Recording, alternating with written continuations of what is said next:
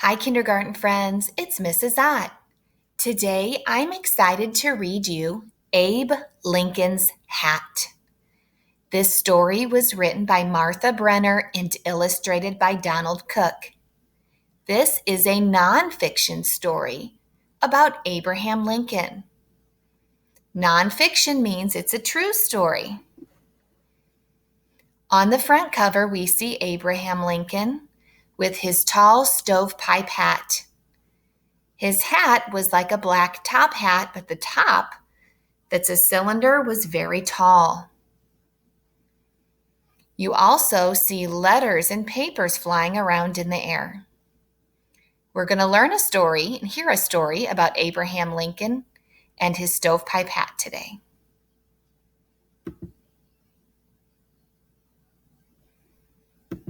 Abe Lincoln's Hat by Martha Brenner and Donald Cook. Abe Lincoln didn't have much money, but when he became a lawyer, he wanted to look his best. He bought a long black coat and a tall black hat. Every day, Abe wore his hat to his new job. People noticed the tall man in the tall hat. He was friendly to everyone. When they needed a lawyer, they remembered him. Abe lived in Illinois. Boys and girls, we live in Illinois. It's our state. His state was mostly wilderness. Then more and more settlers came. They built houses and farms and new towns. Sometimes they didn't get along. They argued over land and animals and money. Lawyers like Abe could help people settle their arguments. They could help people get a fair trial in court. Abe Lincoln was a smart lawyer.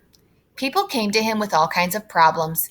He helped them all, but he had one problem himself. He forgot to answer letters.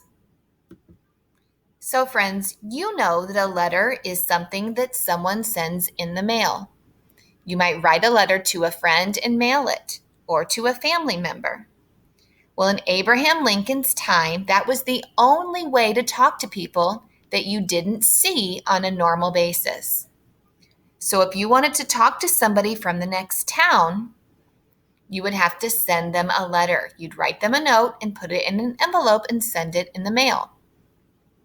In Abraham Lincoln's time, they did not have computers or the internet or phones.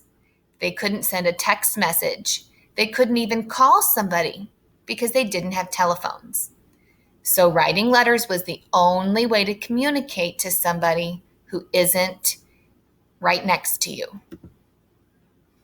So Abe forgot to answer letters. He forgot where he put important papers.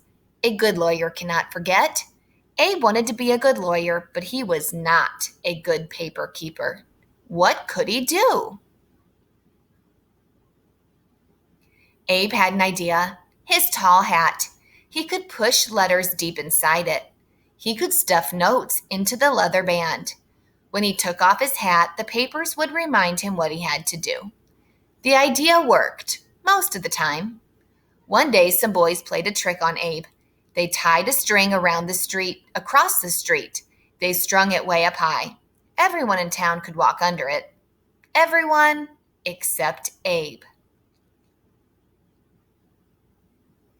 When Abe walked down the street, the string knocked off his hat. Papers flew everywhere. He bent over to pick them up. The boys ran out of hiding. They jumped all over him. Abe laughed. He was not mad at the boys. He liked a good joke. But the trick did not stop him from carrying papers in his hat. Once a lawyer sent Abe a letter. Abe stuck it in his hat. The next day, Abe bought a new hat. He put away his old one. Weeks later, the lawyer wrote again. "Why didn't you answer my letter?" Then Abe remembered. The letter was still in his old hat. Many towns in Illinois had no lawyers and no judges. So every spring and fall, a judge and some lawyers traveled from town to town. Abe went too. He packed his hat with papers, his checkbook, and a handkerchief. At the head of the parade of lawyers rode the judge. No one could miss him. He weighed over 300 pounds. He was at the front of the horse and buggy. Abe's horse was skinny and slow. His name was Old Buck. Abe and Old Buck traveled lonely country roads, in the snow, in the rain, in the mud.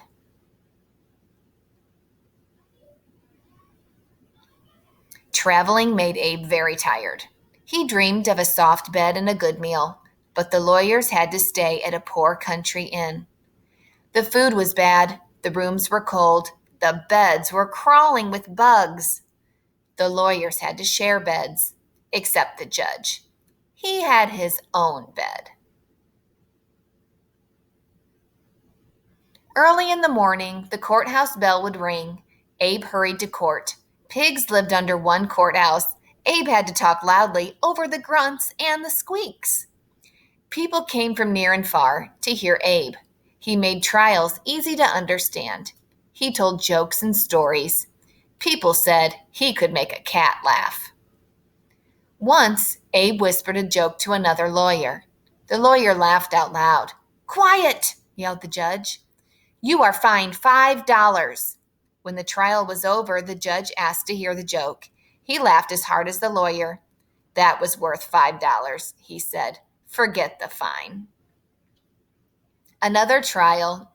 Two men argued over who owned a young horse. Each said he owned the mother of the colt. Abe led everyone outside. He put the two grown horses on one side of the lawn. He held the colt on the other side. Then he let the colt free. It headed straight to its real mother. So, boys and girls, can you see how Abe is very smart? He was a smart lawyer, so he was helping people. One day, Abe got a letter. It was from Hannah Armstrong. Years before, Abe had lived with her family. Mrs. Armstrong cooked for Abe. She sewed up the holes in his pants. Now she begged Abe to help. Her son Duff was in jail for murder. Abe did not stick this letter in his hat. He wrote back right away, "Of course I can help." Duff had been in a big fight. It was very dark, but a man said he saw Duff kill someone. Duff said he did not do it. Abe believed Duff, but how could he prove that the man was wrong or lying? "How could you see in the dark?" Abe asked the man. "The moon was full," the man said. "It was as bright as day." "Are you sure the moon was full?" Abe asked again and again. "Yes," the man repeated. Then Abe held up a famous book of facts. It said there was no moon in the sky at the time of the fight. No one believed the man anymore, and the judge set Duff free. So Abe helped prove that a man was innocent from doing something. Duff was going to go to jail. But Abraham Lincoln was so smart that he helped everybody figure out the truth. Abe believed slavery was wrong. His state had laws against it, but the laws were not clear. Many blacks were treated like slaves. Nance was one of them. She worked for a storekeeper who sold her to another man. This man treated Nance badly. She would not work for him. Abe argued for Nance in court. Illinois was a free state, he said. All its people were free. No matter their color. The judge decided Abe was right. From then on, no one could be bought or sold in Illinois. So, boys and girls, we have to remember that back then, people were being sold to other people, and that was called slavery. Black people had to work for no money, and they were being forced to do that. And Abe Lincoln did not agree with that. He said that is wrong. So he was fighting for Nance, and she was the woman on the last page, and he was telling people that since this is a free state, she should be free. Abe had saved Nance, but half the states in America still had slaves. In a few years, there would be new states out west. Abe did not want slavery to spread to these states. So here he is helping people again. Abe tried to get elected to the U.S. Senate. If he won, he could make laws to help stop slavery. He ran against Stephen Douglas. Douglas argued that each state should decide for itself if it wanted slaves. They gave speeches all over Illinois. Thousands of people heard them. Abe lost the election, but he became famous. In 1860, Abe ran for president. Stephen Douglas ran too. This time, Abe won.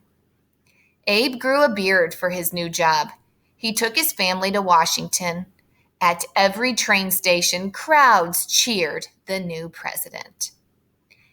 Abe was ready to make his first speech as president. He carried a cane, a tall silk hat, and his speech. He looked for a place to put his hat. Stephen Douglas stepped up.